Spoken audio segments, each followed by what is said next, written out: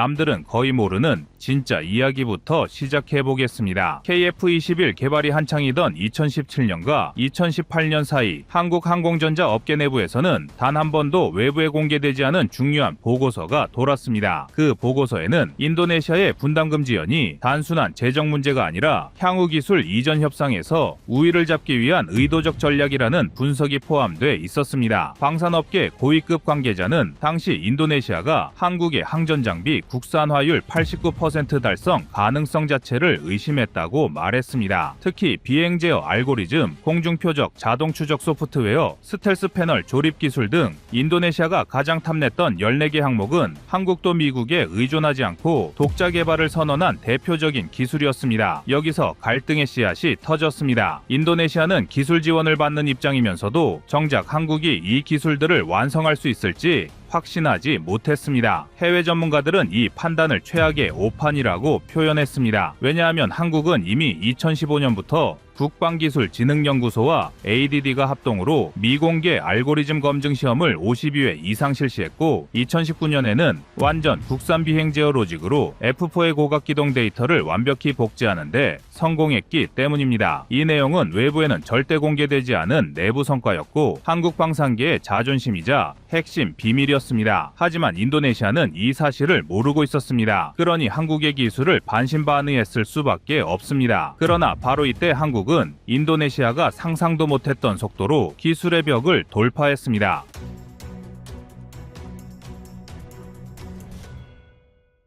KF-21의 첫 엔진점화, 당시 시제기 내부에 탑재된 항전 장비의 78%가 이미 한국산으로 전환된 상태였고 그중 레이더와 전자광학 표적 추적 시스템은 개발 단계에서부터 총 241개의 결함 데이터가 발견될 때마다 한국 엔지니어들이 주말 반납하고 새벽 실험을 반복해 단 1년도 안 되어 결함률을 14%까지 줄였습니다. 이 수치는 이스라엘 아이더비 체계 도입 당시 결함률 29%, 터키 ATAK 헬기 체계 통합 당시 결함률 22%보다 앞선 성과였습니다. 해외 군사학계에서는 이 속도를 비정상적으로 빠르다라고 평가할 정도였습니다. 이 기술 완성의 순간 외신들은 갑자기 톤을 바꾸기 시작했습니다. 동남아 군사 전문지에서는 한국이 6대의 시제기로 누적 300회가 넘는 시험 비행을 수행하고도 단 한 건의 치명적 비행 결함이 없었다는 점을 비상식적 수준의 개발 안정성이라고 분석했습니다. 미국 서부의 군사분석기관에서는 한국이 스텔스 회피 패널의 미세 단차 기준을 0.2mm 이하로 유지하는 데 성공했다고 평가했습니다. 이는 일본의 F2 전투기 제작 당시 기준치 0.4mm의 절반 수준입니다. 이쯤 되면 해외 전문가들이 왜 한국이 방산 시장에 새로운 규칙을 만들기 시작했다고 말했는지 알 수 있습니다. 문제는 이 시점에서도 인도네시아는 한국의 진짜 기술력을 몰랐다는 사실입니다. 분담금 연체 금액은 총 1조 1천억 원, 인도네시아가 미납한 분담금 중 최종 협상에서 진짜 문제로 지적된 금액은 20억 원 규모의 특정 연도 납 부분이었습니다. 방상회에서는 이 금액을 마지막 오리라고 부릅니다. 변명도 여지가 없고 협력 의지가 있는지 없는지를 드러내는 상징적인 금액이기 때문입니다. 한국은 그 금액마저 미납된 상황에서 기술 이전 협상을 논의할 수 없다고 판단했습니다. 그 순간 한국 내부 분위기는 완전히 바뀌었습니다. 초기에는 동남아 핵심 파트너라는 이유로 배려하던 인도네시아를 그 이후에는 철저한 계약 당사자로 취급했습니다. 한국이 기술을 개발하느라 실제로 들인 인력은 35,000명이 넘고 단 1년 동안 레이더 통합 테스트에만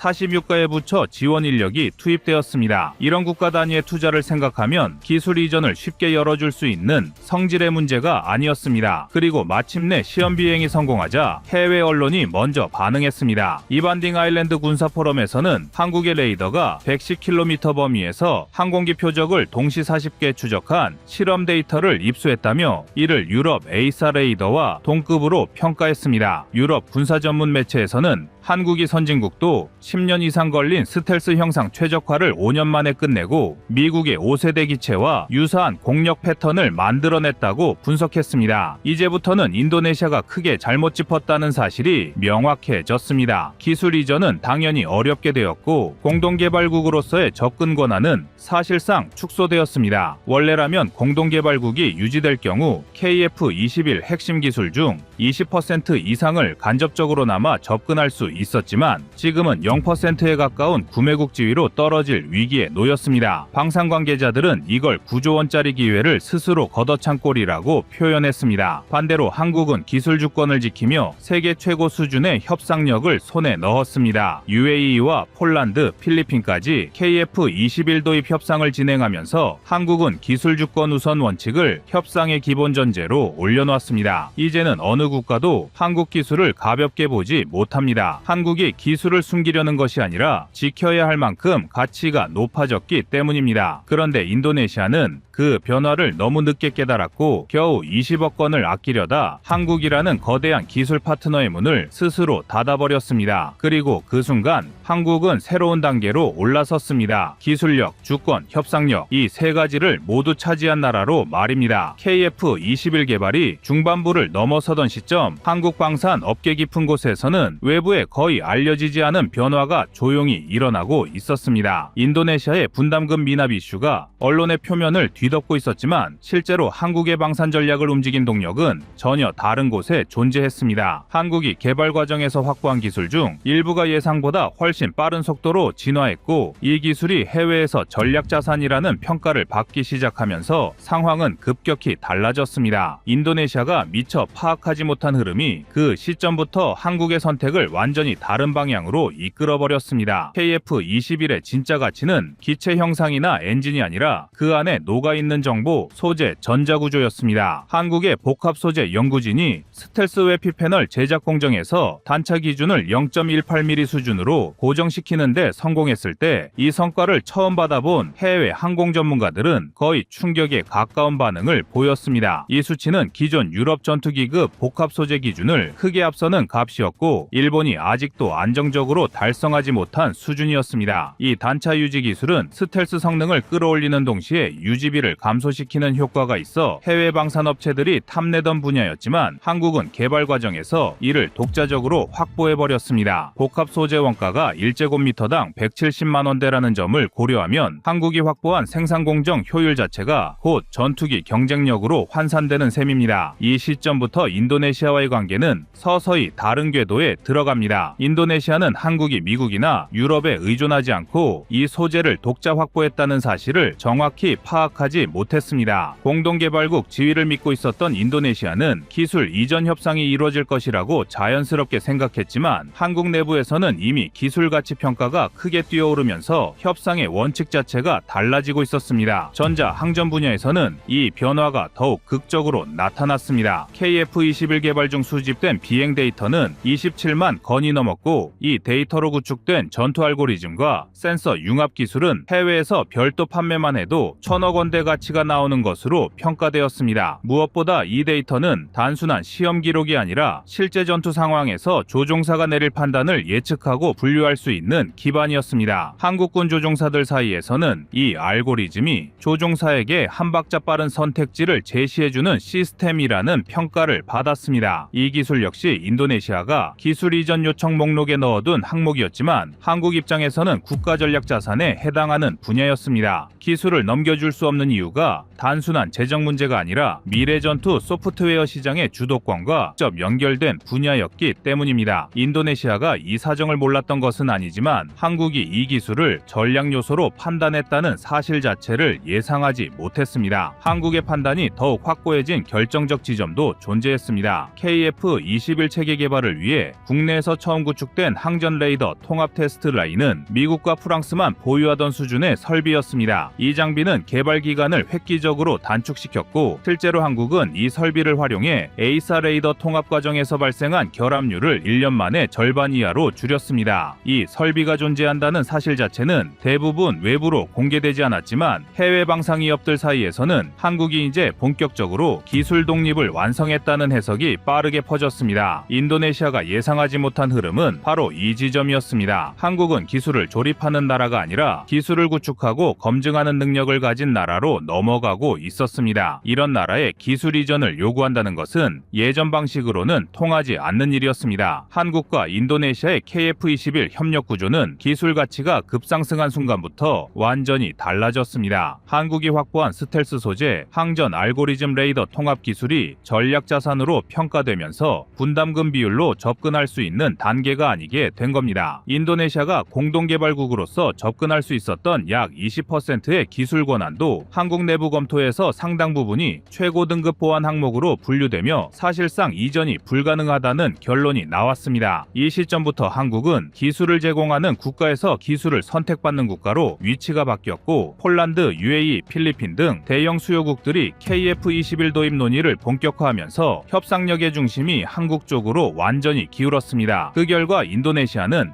약 9조 원 규모로 평가되는 기술 접근권, 협력 이익을 놓쳤고 공동개발국으로서의 위상도 크게 흔들렸습니다. 반면 한국은 기술 주권을 기반으로 세계 방산 시장에서 새로운 기준을 만드는 국가로 올라섰고 더 이상 외부 요청에 따라 기술을 내어주는 구조가 아닌 스스로 기준을 정하고 선택받는 구조로 전환해 확고한 주도권을 확보했습니다.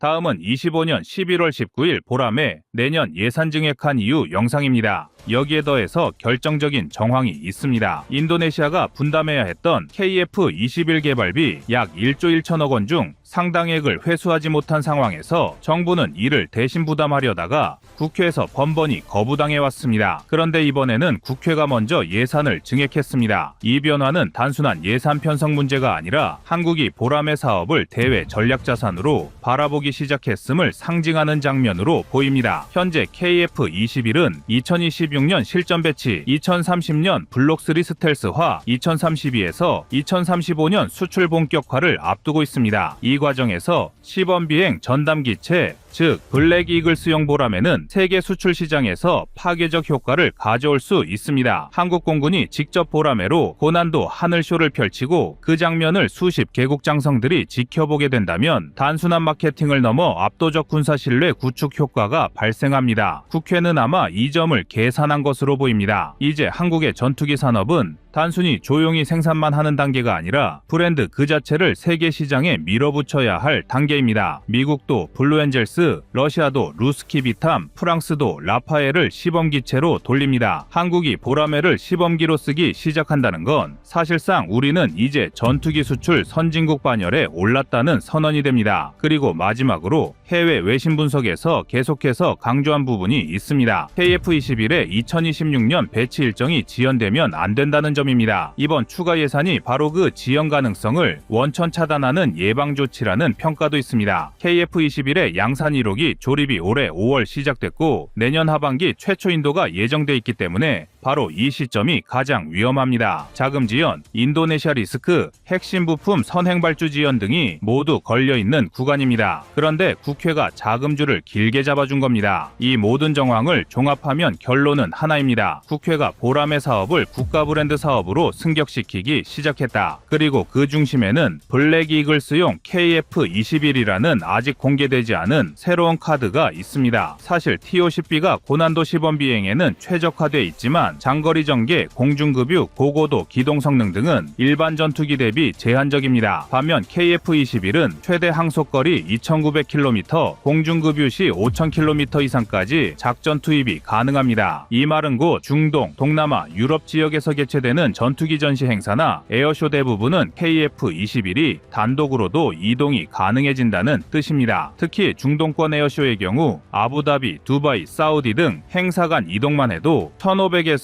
2,000km가 기본이며 보통 유럽 항로가 필요해 일본, 대만, 괌 등 경유지가 필수입니다. 여기에 최근 일본의 블랙 이글스 기착지 거부 사태가 겹치면서 공군 내부에서 전투기 자체의 항속거리로 문제를 해결해야 한다는 요구가 커진 겁니다. 일본 기착지 문제는 단순 불편이 아니라 군사외교 의전에서 한국이 국제적으로 불리한 위치에 놓였다는 상징적 사건으로 받아들여졌습니다. 이런 국제 환경 변화 속에서 보라매를 시범기체로 운영하면 자연스럽게 한국 스텔스 전투기라는 인식이 확장됩니다. 미국 블루엔젤 엔젤스가 FA18이 프랑스 에어로댄스 팀이 라파엘을 사용하면서 자국 전투기의 브랜드 가치가 얼마나 급격히 상승했는지는 이미 업계에서 정설입니다. 특히 라파엘은 프랑스가 에어쇼에 공격적으로 투입한 덕분에 인도, 이집트, UAE 등과의 대규모 계약으로 이어졌습니다. 한국도 비슷한 구조를 가져갈 가능성이 점점 높아지는 이유입니다. 다음은 예산 구조입니다. 보라매의 평균 양산 단가는 약 1,100억에서 1,300억 원으로 추정됩니다. 항전 장비와 레이더를 제외한 시범용 보라매는 여기서 약 30에서 35%까지 가격이 낮아질 수 있습니다. 즉,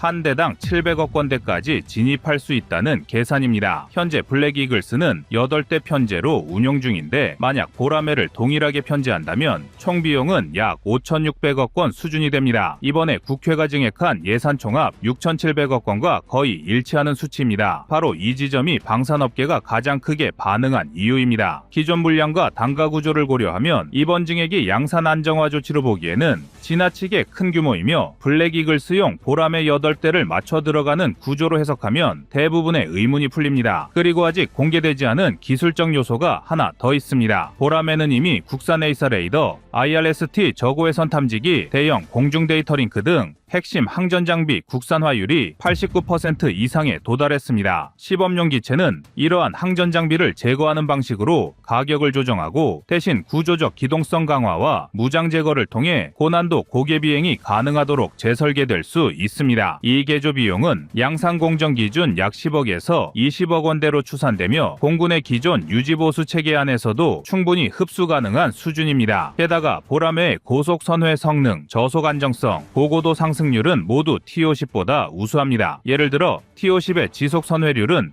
약 12 디그리즈 퍼 세컨, KF21은 약 18 디그리즈 퍼 세컨입니다. 고난도 롤링 속도도 KF21이 최소 1.3배 이상 빠릅니다. 즉, 고개 비행팀의 기동 스펙이 한 단계 위로 올라가는 셈입니다. 마지막으로 보라매를 블랙이글스로 전환할 경우의 외교 효과가 폭발적입니다. 중동, 유럽, 동남아에서 한국 전투기에 대한 관심이 이미 높은 상황에서 한국 공군이 자국 전투기를 시범 기체로 운영한다는 것만으로도 전투기 신뢰도가 급격히 상승합니다. 실제로 폴란드터 말레이시아는 공군 시범팀의 기종을 자국 전투기 구매의 레퍼런스로 삼는 관행이 있습니다. 한국이 보라매로 하늘쇼를 펼치는 순간 이는 곧 수출 경쟁력의 파괴적 상승으로 직결됩니다. 그리고 한국이 더는 외국 정부의 움직임에 사업 전체가 흔들리는 구조를 바라지 않는다는 겁니다. 여기서 무엇보다 중요한 점은 공군이 보라매를 시범기체로 도입할 경우 얻을 수 있는 효과가 단순한 홍보 차원을 넘어선다는 사실입니다. 보라매는 4.5세대 전투기 중에서도 최고급 항전 패키지와 고기동성을 갖춘 플랫폼이며 블록 3 단계에 들어가면 부분 스텔스 기능까지 탑재됩니다. 이 기체가 세계 주요 에어쇼에서 고난도 기동을 시연하면 그 파급력은 지금 우리가 상상하는 수준을 훨씬 넘어서게 됩니다. 예산을 역산해보면 3,700억 원 증액은 정확히 8대 분량에 해당하는 규모입니다. 기존 양산 일정과 비용 구조를 모두 대입하면 이번 증액은 사실상 보라매 블랙이글스 프로젝트의 신호탄으로 받아들이는 것이 더 합리적입니다. 그리고 한국의 방사는 이미 충분히 성숙했습니다. K방사는 5년간 수출 증가율 세계 1위, KF21은 국산화율 89% 이상, 조립 공정 자동화율은 70%대에 도달했고 생산 라인은 24대 동시 생산이 가능합니다. 이제 필요한 것은 국가적 자신감입니다. 보라매가 블랙이글스를 대체한다면 한국은 최초로 자국 개발 전투기로 세계 항공 시범팀을 운영하는 국가가 됩니다. 이건 기술 수준을 넘어서 항공강국이라는 브랜드를 스스로 선언하는 상징적 사건입니다. 그리고 지금 국회가 그 길을 열어주고 있습니다. 내년 보라매 관련 뉴스는 지금보다 훨씬 뜨거워질 겁니다. 지금 국회가 6,700억 원을 밀어넣은 건 바로 그 시점 내년을 위한 포석입니다. 그리고 그 무대의 중심에는 보라매가 서게 됩니다.